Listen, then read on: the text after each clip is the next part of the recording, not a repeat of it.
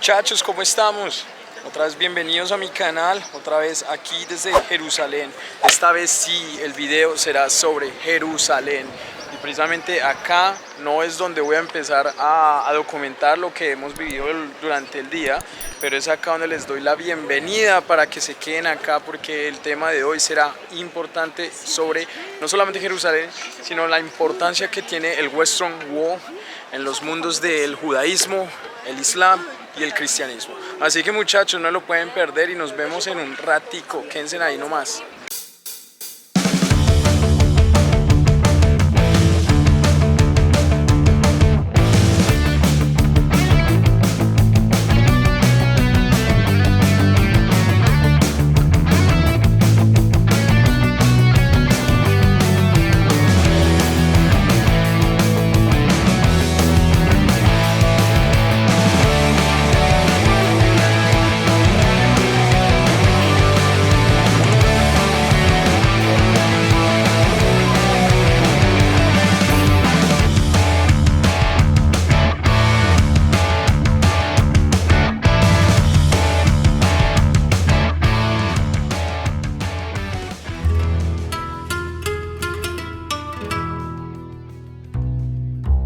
Muchachos, y ahora sí empezando este vlog y este nuevo día acá con Birthright, aquí con esta súper grande oportunidad de estar no solamente en Israel, sino también estar en Jerusalén. Empezamos el día primero con el desayunito ahí en el hotel, súper rico, todo muy chévere y algo muy bacano. Tuvimos una visita de un especialista en geopolítica que nos estuvo explicando un poco de los confrontamientos entre Israel y Palestina a mayor profundidad, de los territorios que se han ganado como los territorios que se han perdido.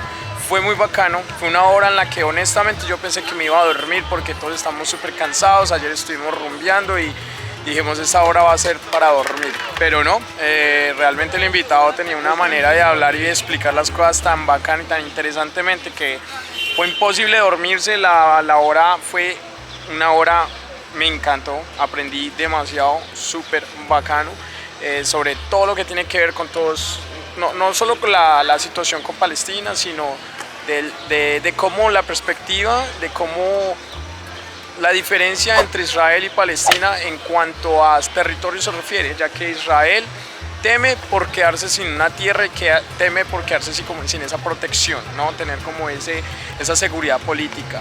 Y Palestina, porque para ellos haber perdido todo ese territorio en 1948, que fue el año de la fundación de Israel, es considerado para ellos una catástrofe. Para ellos fueron millones de personas las que tuvieron que salir, quedarse sin nada. Entonces una hora fue muy bacana y ya ahí empezaríamos nuestro recorrido para llegar al Western Wall, que iba a ser la parte más importante del día. El Western Wall quiere decir el muro de los lamentos. Un lugar muy específico, muy especial para el judaísmo, el islam y el cristianismo. Y empezaríamos entonces sobre el monte Sión. El monte Sión, para que tengan en cuenta, es esa loma, entre varias lomas, donde está realmente la ciudad vieja de Jerusalén, donde está el corazón de Jerusalén, del corazón o el core, ese es el centro, la parte histórica de Jerusalén, porque Jerusalén a lo largo de los años también se ha ido expandiendo. Entonces ese Sión, esa parte Sión, que también de ahí viene obviamente la palabra sionismo. Empezaríamos el recorrido por ahí para empezar realmente en la tumba de David. La tumba de David, la súper importante tumba de David. ¿Por qué es tan importante? Porque David fue uno de los personajes bíblicos más importantes en la historia de Israel. Fue el segundo rey. El primer rey fue Saúl, ungido por Dios por medio del profeta Samuel, y de ahí vendría David. Después de que Saúl se alejó totalmente de Dios, ahí vendría David, el mismo personaje que le ganó a Goliat y el mismo personaje por el cual a mí me pondrían David. A mí me pusieron David precisamente por el rey David.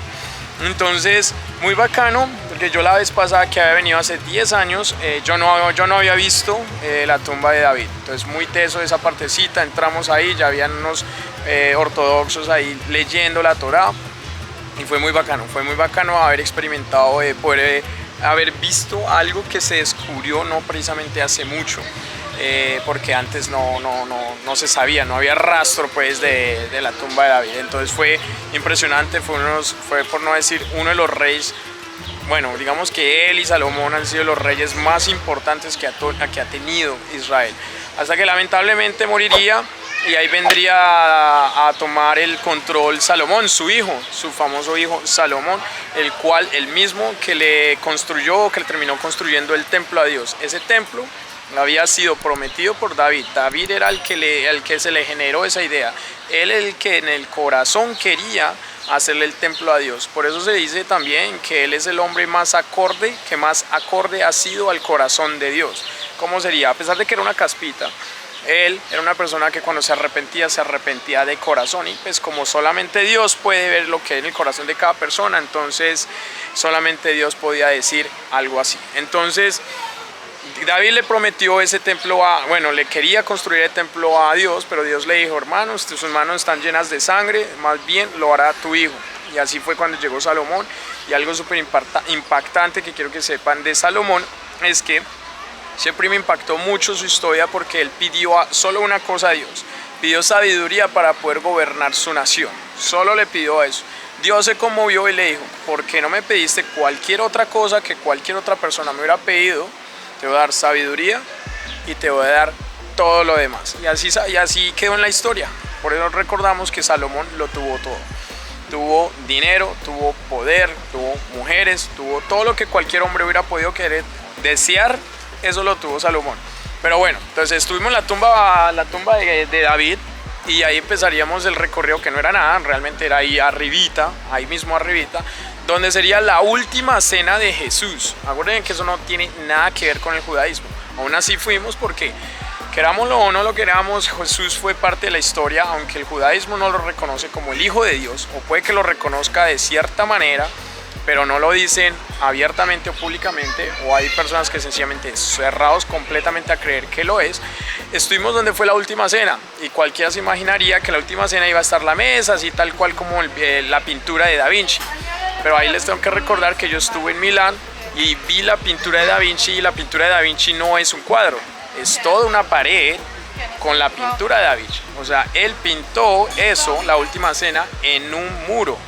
Entonces este lugar donde fue la última cena, pues es un lugar normal, es un lugar vacío con algunas pequeñas estructuras y diseños por dentro, pero una cosa, realmente no hay nada especial ahí. Solamente se sabe o se piensa que ahí fue la última cena.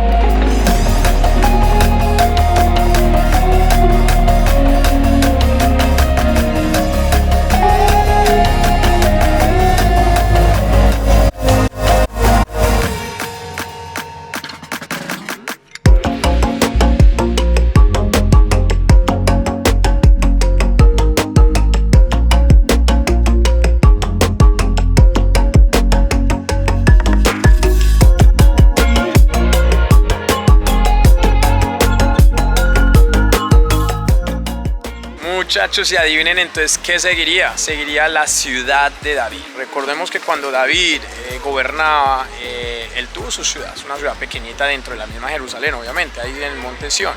Entonces estuvimos ahí sobre todas esas ruinas y viendo también partes o fragmentos del segundo templo que había sido destruido. Aquí toda esta es la parte clave de toda esta situación con Jerusalén. El templo que nosotros, o el muro de los lamentos, es una fracción, es una parte del todo el muro que rodeaba el segundo templo de Jerusalén. El primer templo fue construido por Salomón, ¿verdad? El primer templo fue construido por Salomón, pero fue destruido por los babilónicos después de que se tomaron la ciudad. En ese entonces todo lo que fue Israel quedó a manos del imperio babilónico. Mucho tiempo después, los judíos pudieron regresar a Israel y pudieron volver a tomar de vuelta su tierra. Mucho tiempo después incluso del imperio griego, llegaría el imperio romano, ¿verdad? Y fue durante el imperio romano, precisamente en la época de Jesús, por medio del emperador Herodes. Esto es una cosa súper ahí crucial que tienen que tener en cuenta, y es que Herodes fue un gobernador romano con familia judía. Entonces, ¿qué hicieron los romanos? Lo quisieron poner a él como el gobernador, como la persona que estuviera a cargo de toda la situación, porque querían tener a los judíos de amigos. ¿Por qué? Porque el Imperio Romano tenía un pequeño temor, tenía el temor de que su imperio se fuera a caer a punta de protestas y que porque por una protesta se puede agrandar, se puede ampliar y puede causar fisuras en el mismo imperio. Entonces querían llevarse a los judíos por el lado bueno.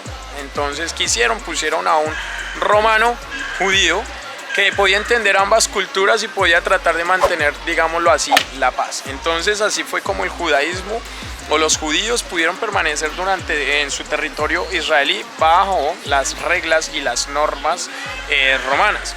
Acuérdense que, por ejemplo, cuando Jesús fue crucificado, él fue crucificado bajo las leyes judaicas, no bajo las romanas, porque si hubiera sido bajo las romanas, Poncio Pilato lo hubiera condenado inmediatamente. Pero él no lo hizo, lo que hizo fue lavarse las manos porque los judíos estaban pidiendo que fuera asesinado, que fuera muerto.